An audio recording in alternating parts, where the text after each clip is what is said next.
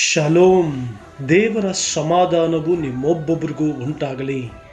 ಪ್ರಿಯ ದೇವ ಜನರೇ, ಎಷ್ಟೋ ಸಾರಿ ನಾವು ಅಂದ್ಕೊಳ್ತೇವೆ, ನನ್ನ ಜೀವಿತದಲ್ಲಿ ಅನೇಕರು ನನ್ನನ್ನು ಕೆಳಗಡೆ ದೊಬ್ಬಲಿಕ್ಕೆ ನೋಡ್ತಾ ಇದ್ದಾರೆ, ನನ್ನ ಹಾನಿಯನ್ನು ಎದುರು ನೋಡ್ತಾ ಇದ್ದಾರೆ, ನಾನು ಹಾಳಾಗಲಿ ಎಂಬುದಾಗಿ ಅನೇಕರು ಯೋಚಿಸ್ತಾ ಇದ್ದಾರೆ, ನಾನು ಸೇವೆಯಲ್ಲಿ ಬಿದ್ದೋಗ್ಬೇಕೆಂಬುದಾಗಿ ಅನೇಕರು ಎದುರು ನೋಡ್ತಾ ಇದ್ದಾರೆ.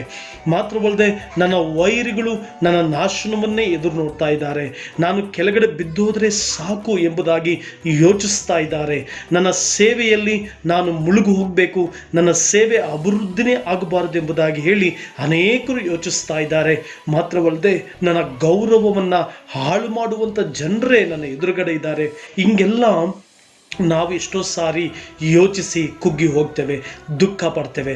ನಾನೀ ದಿನ ನಿಮಗೆ ದೇವರ ವಾಕ್ಯವನ್ನು ತಿಳಿಸ್ಕೊಡ್ತೇನೆ. ದೇವರ ವಾಕ್ಯ ಎಲ್ರಿಗೂ ಚೆನ್ನಾಗಿ ಗೊತ್ತಿದೆ, ನಿಮ್ಮೆಲ್ರಿಗೂ ದೇವರ ವಾಕ್ಯದ ಬಗ್ಗೆ ಅರಿವಿದೆ. ಆದರೂ ಕೂಡ ಎಷ್ಟೋ ಸಾರಿ ನಾವು ನಿರಾಶರಾಗ್ತೇವೆ, ದುಃಖ ಪಡ್ತೇವೆ, ವೇದನೆ ಪಡ್ತೇವೆ. ಪ್ರಿಯ ಸಹೋದರನೇ, ಸಹೋದರಿ, 1 ಸಮುವೇಲ 2ನೇ ಅಧ್ಯಾಯ 7ನೇ ವಚನದಲ್ಲಿ ಈ ರೀತಿ ಬರೆದಿದೆ: ಬಡತನ ಸಿರಿತನಗಳನ್ನು ಕೊಡುವವನು, ತಗ್ಗಿಸುವವನು, ಹೆಚ್ಚಿಸುವವನು ಯೆಹೋವನೇ. ಪ್ರಿಯ ದೇವರ ಮಕ್ಕಳೇ, ನೋಡ್ರಿ, ಈ ದೇವರು ಎಂಥ ಅತ್ಯದ್ಭುತವಾದ ದೇವರು. ಒಬ್ಬ ಹನ್ನಳು ದೇವರಿಗೆ ಈ ಕೃತಜ್ಞತೆಯನ್ನು ಸಲ್ಲಿಸ್ತಾ ಇದ್ದಾಳೆ. ನಿರಾಶಲಾದಂಥ ಹನ್ನಳು ತನ್ನ ಸವತಿಯಾದ ಪೆನಿನ್ನಳಿಂದ ದುಃಖವನ್ನು ಅನುಭವಿಸಿದಂಥವಳು, ಈ ಅನೇಕ ವರ್ಷಗಳು ಅನೇಕರಿಂದ ನಿಂದಪಮಾನಗಳನ್ನು ಅನುಭವಿಸಿದಂಥವಳು ಆಗಿದ್ದಂಥ ಆ ಹನ್ನಳು ದೇವರಿಗೆ ಈ ರೀತಿ ಕೃತಜ್ಞತೆ ಸಲ್ಲಿಸ್ತಾ ಇದ್ದಾಳೆ. ಇಷ್ಟು ವರ್ಷಗಳು ಪೆನಿನ್ನಳು ರೇಗಿಸ್ತಾ ಇದ್ದಾಗ ಪೆನಿನ್ನ ಮೇಲೆ ಹೇಳ್ತಾ ಇದ್ಲು, ಸೌತಿಯನ್ನು ತನ್ನ ಕಣ್ಣು ಮುಂದೆ ಇಟ್ಕೊಂಡು ಗೋಳಾಡ್ತಾ ಇದ್ಲು. ತನ್ನ ಗಂಡನು ಪ್ರೀತಿಸಿದ್ರು ಕೂಡ ಮಕ್ಕಳಿಲ್ಲದೆ ಇದ್ದಿದ್ದರಿಂದ, ಗಂಡನು ಪೆನಿನ್ನಳನ್ನೇ ಪ್ರೀತಿಸ್ತಾ ಇದ್ದಿದ್ದರಿಂದ ಇವಳು ಸೋತು ಹೋಗ್ತಾ ಇದ್ಲು, ಕಣ್ಣೀರು ಸುರಿಸ್ತಾ ಇದ್ಲು.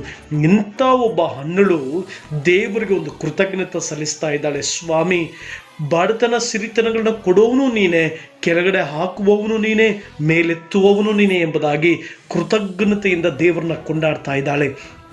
ಪ್ರಿಯ ದೇವರ ಮಕ್ಕಳೇ, ಒಂದು ವೇಳೆ ನೀವು ನನ್ನನ್ನು ಅನೇಕರು ಕೆಳಗಡೆ ಹಾಕ್ಲಿಕ್ಕೆ ನೋಡ್ತಾ ಇದ್ದಾರೆ, ನನ್ನ ಕೆಲಸದ ಜಾಗದಲ್ಲಿ ನನ್ನ ಸಹೋದ್ಯೋಗಿಗಳು ನನ್ನನ್ನು ಕೆಳಗಡೆ ಹಾಕ್ಲಿಕ್ಕೆ ನೋಡ್ತಾ ಇದ್ದಾರೆ, ನನ್ನ ಬಾಸ್ ನಾನು ಎಷ್ಟೇ ಚೆನ್ನಾಗಿ ಕೆಲಸ ಮಾಡಿದ್ರು ಕೂಡ ನನ್ನನ್ನು ಕೆಳಗಡೆ ಹಾಕ್ಲಿಕ್ಕೆ ನೋಡ್ತಾ ಇದ್ದಾನೆ, ಈ ರೀತಿಯಾಗಿ ನನ್ನ ಸಂಬಂಧಿಕರು ನನ್ನ ಮೇಲೆ ಬರಬಾರದೆಂಬುದಾಗಿ ಹೇಳಿ ನನ್ನನ್ನು ಕುಗ್ಗಿಸ್ತಾ ಇದ್ದಾರೆ, ನನ್ನ ಸೇವೆಯಲ್ಲಿ ಅಭಿವೃದ್ಧಿ ಕಾಣಬಾರದೆಂಬುದಾಗಿ ವಿಶ್ವಾಸಿಗಳು ನನ್ನನ್ನು ಕುಗ್ಗಿಸ್ತಾ ಇದ್ದಾರೆ ಎಂಬುದಾಗೆಲ್ಲ ನಾವು ಹೇಳಬಹುದು. ಆದರೆ ಇಲ್ಲಿ ಒಬ್ಬ ಹನ್ನಳು ಅನೇಕ ಪರಿಶ್ರಮಗಳನ್ನು ಅನುಭವಿಸಿದಂಥ ಒಬ್ಬ ಹನ್ನಳು ಈ ರೀತಿಯಾಗಿ ದೇವರನ್ನ ಕೊಂಡಾಡ್ತಾ ಇದ್ದಾಳೆ. ಏನಂದರೆ, ತಗ್ಗಿಸುವವನು ಹೆಚ್ಚಿಸುವವನು ದೇವರೇ. ಪ್ರಿಯ ದೇವರ ಮಕ್ಕಳೇ, ನಿನ್ನ ಕೆಳಗಡೆ ದೊಬ್ಬಲಿಕ್ಕೆ ಯಾರ ಕೈನಲ್ಲೂ ಸಾಧ್ಯ ಇಲ್ಲ. ಒಂದು ವೇಳೆ ಯಾರಾದರೂ ನಿನ್ನ ಕೆಳಗಡೆ ಹಾಕಲಿಕ್ಕೆ ನೋಡಿದ್ರೆ ಕರ್ತನು ನಿನಗಾಗಿ ಸಿಂಹಾಸನವನ್ನೇ ರೆಡಿ ಮಾಡಿರ್ತಾನೆ. ಅಲ್ಲಿ ಬೀಳಿಸುವಾಗ ದೇವರ ಹಸ್ತವೇ ನಿನ್ನ ಮೇಲಿರುತ್ತೆ, ಮೇಲೆತ್ತಿ ನಿನ್ನನ್ನು ಉನ್ನತ ಸ್ಥಾನದಲ್ಲಿ ನಿಲ್ಲಿಸುತ್ತೆ. ಭಯಪಡಬೇಡ ಪ್ರಿಯ ಸಹೋದರನೇ, ಸಹೋದರಿ, ದೇವ್ರ ಕೈನಲ್ಲಿದೆ. ತಗ್ಗಿಸ್ಕೋ. ಜನರು ನಿನ್ನನ್ನು ಬೀಳಿಸುವಾಗ, ಜನರು ಏನೆಲ್ಲ ಮಾತನಾಡುವಾಗ ನಿನ್ನನ್ನು ತಗ್ಗಿಸ್ಕೋ, ದೇವರೇ ನಿನ್ನನ್ನು ಮೇಲೆ ತರ್ತಾನೆ. ಪ್ರಿಯ ಸಹೋದರನೇ, ಸಹೋದರಿ, ಯಾರಾದರೂ ನಿನ್ನ ಕೆಳಗಡೆ ಹಾಕಿ ತುಳಿಬೇಕೆಂಬುದಾಗಿ ಯೋಚಿಸ್ತಾ ಇದ್ದಾರ, ಒಂದು ಸಾರಿ ದೇವರು ನೆನೆಸ್ಕೋ. ಆತನನ್ನು ಕಲ್ವಾರ ಶಿಲುಬೆ ಮೇಲೆ ಹಾಕಿ ಜಜ್ಜುವುದಕ್ಕೆ ದೇವರು ಒಪ್ಪಿಸಿಕೊಟ್ರು. ಆದರೆ ಆತನಿಗೆ ಇಡೀ ನರಕ, ಪಾತಾಳ, ಮೃತ್ಯು ಲೋಕಗಳೆಲ್ಲ ಅತ್ಯುನ್ನತವಾದ ಹೆಸರು, ಅತ್ಯುನ್ನತವಾದ ಜೀವಿತ ಆತನಿಗೆ ಸಿಕ್ತು. ನಿನ್ನ ಬದುಕಿನಲ್ಲಿ ಕೂಡ ನಿನ್ನನ್ನು ಕೆಳಗಡೆ ಹಾಕಲಿಕ್ಕೆ ಯಾರ ಕೈನಲ್ಲೂ ಸಾಧ್ಯ ಇಲ್ಲ. ನಿನ್ನ ದೇವರು ನಿನ್ನೊಂದಿಗಿದ್ದಾನೆ. ನಿನ್ನನ್ನು ಮೇಲೆತ್ತಲಿಕ್ಕೂ, ನಿನ್ನನ್ನು ಮೇಲೆತ್ತಿ ಉದ್ಧಾರ ಮಾಡಲಿಕ್ಕೂ ದೇವರ ಕೈನಲ್ಲಿ ಶಕ್ತಿ ಇದೆ.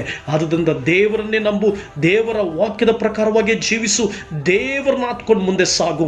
ನಿನ್ನ ಬದುಕನ್ನು ತಗ್ಗಿಸುವಂಥ ದೀನ ಸ್ಥಿತಿಯಿಂದ ಧೂಳಿನಲ್ಲಿ ಬಿದ್ದಿದ್ರು ಧೂಳಿನಿಂದ ಎತ್ತಿ ಸಿಂಹಾಸನದ ಮೇಲೆ ನಿಲ್ಲಿಸುವಂಥ ಶಕ್ತಿ ನಿನ್ನ ದೇವರಿಗಿದೆ. ದೇವರು ನಿನ್ನನ್ನು ಆಶೀರ್ವದಿಸಲಿ. ಪ್ರಿಯ ಸಹೋದರನೇ, ಸಹೋದರಿ, ದೀನ ಮನಸ್ಸಿನಿಂದ, ತಗ್ಗಿಸಿಕೊಂಡ ಮನಸ್ಸಿನಿಂದ ದೇವರ ಮುಂದೆ ಹೋಗು.